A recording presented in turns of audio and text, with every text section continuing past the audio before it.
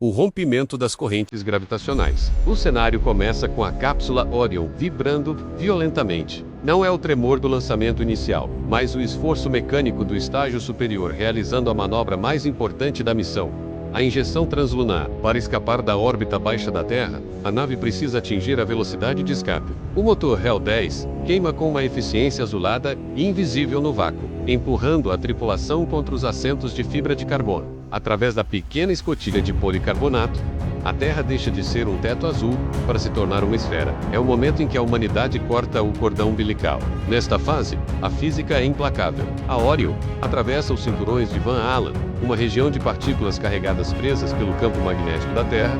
O monitoramento de radiação é constante. Os astronautas sabem que estão cruzando uma barreira que poucos seres vivos na história atravessaram. A eletrônica da nave é blindada, mas o risco é real. O diálogo com Houston torna-se mais formal, focado em telemetria, pressão nos tanques, integridade das células de combustível e alinhamento inercial. O silêncio entre as frases começa a crescer. Cada segundo nos afasta 11 quilômetros da civilização. O azul desaparece, o preto domina, e a luz das estrelas torna-se ficha, sem o cintilar causado pela atmosfera terrestre que deixamos para trás. Cruzeiro no abismo, o isolamento em 3 dimensões. A Orion agora flutua em uma trajetória balística. É o cruzeiro, um deserto de 380 mil quilômetros. O interior da cápsula é um milagre da engenharia. Um volume de vida menor que um SUV, para 4 pessoas. Aqui, o tempo perde o sentido geográfico. Os astronautas organizam a casa.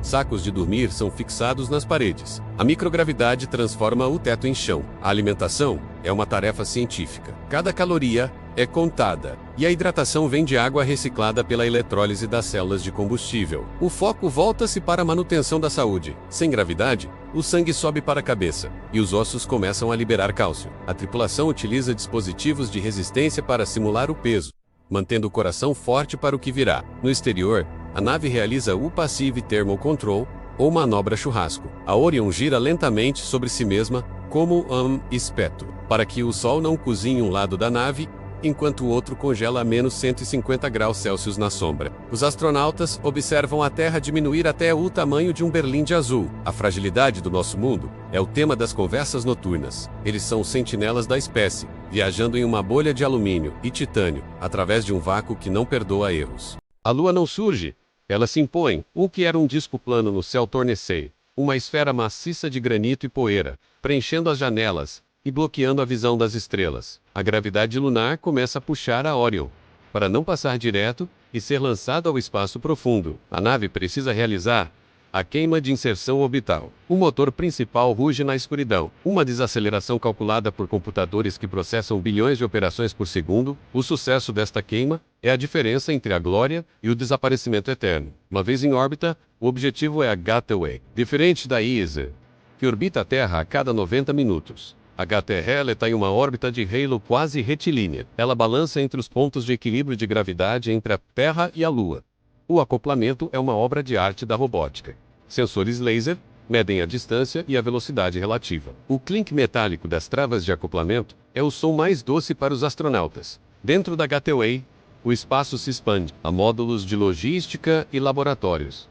Aqui, eles se preparam para a descida. Eles revisam os mapas do Polo Sul, verificam os trajes espaciais de nova geração e olham para baixo, para um mundo que não vê uma pegada humana desde 1972. No limiar do conhecimento humano, a estação Gateway desliza silenciosamente para o desconhecido. Deixamos para trás o brilho constante da nossa civilização. Observamos a Terra desaparecer, um último vislumbre azul, antes de sermos engolidos pela sombra. O isolamento começa a se tornar uma realidade física. Dentro dos módulos pressurizados, o ambiente muda. As luzes de comunicação piscam freneticamente, antes de se apagarem por completo. O rádio emudece. Neste exato momento, o sinal é cortado pela massa colossal da Lua.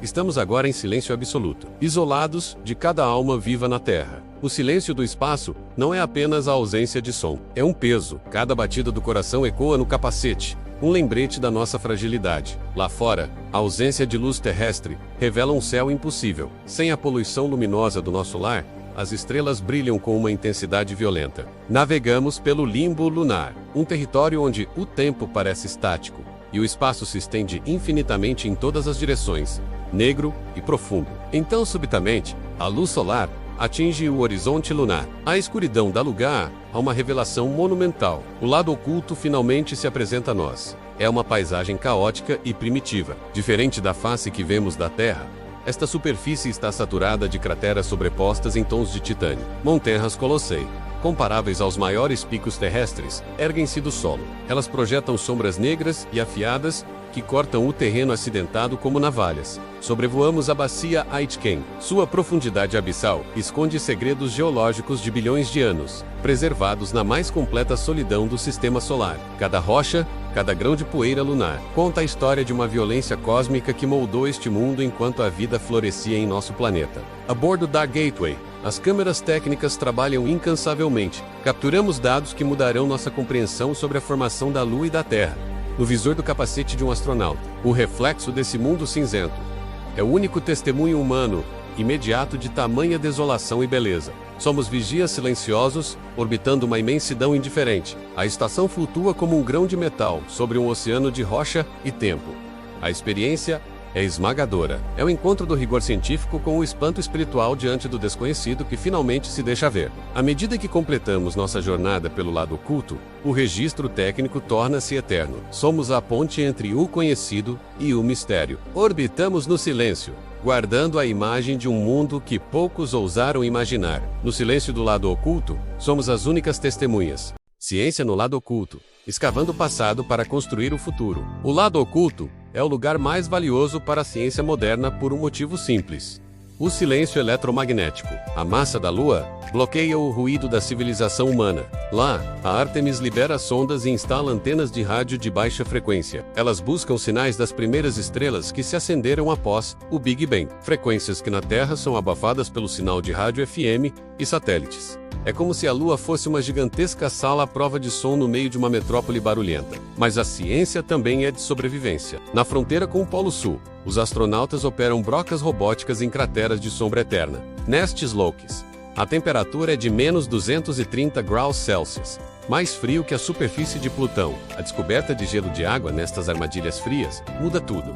A água é o petróleo do espaço. Ao eletrificar essa água, obtemos oxigênio para respirar e hidrogênio para queimar em motores de foguete. O lado oculto deixa de ser um mistério geológico para se tornar a refinaria de combustível que levará Artemis para Marte.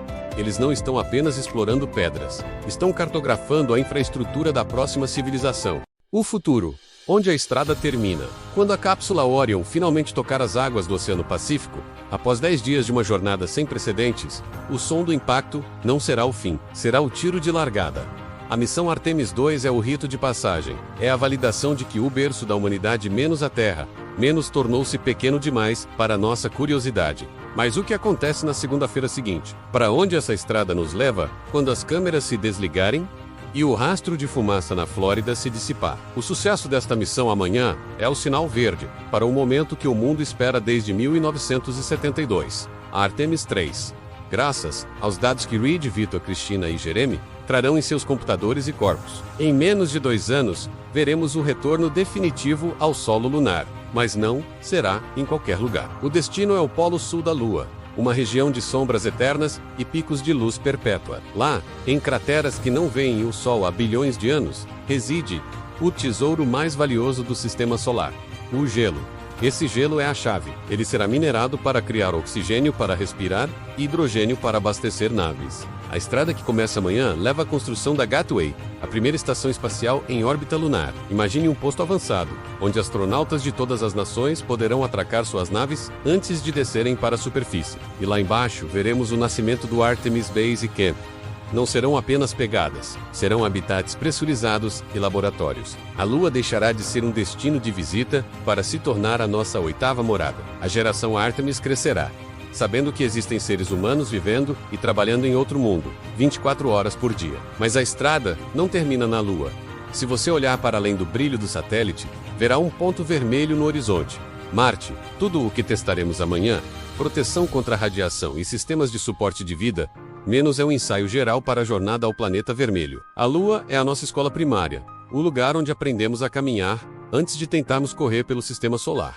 Onde a estrada termina, A verdade é que ela não termina. A estrada que o Excels abrirá no céu da Flórida é infinita. Ela passa pela Lua, faz escala em Marte, cruza as luas de Júpiter e aponta para as estrelas mais distantes. Estamos vivendo o momento exato em que a humanidade deixa de ser uma espécie de um único planeta para si, tornar uma civilização multiplanetária. Amanhã, lembre-se, não são apenas 4 astronautas ali dentro. É o DNA de 8 bilhões de pessoas. Nossa música e nossa arte. O capítulo 2 da nossa história começa agora. E desta vez, não estamos apenas de passagem. Desta vez, nós viemos para ficar. O futuro é algo que lançamos ao espaço, com fogo, coragem e a promessa de que nunca deixaremos de explorar.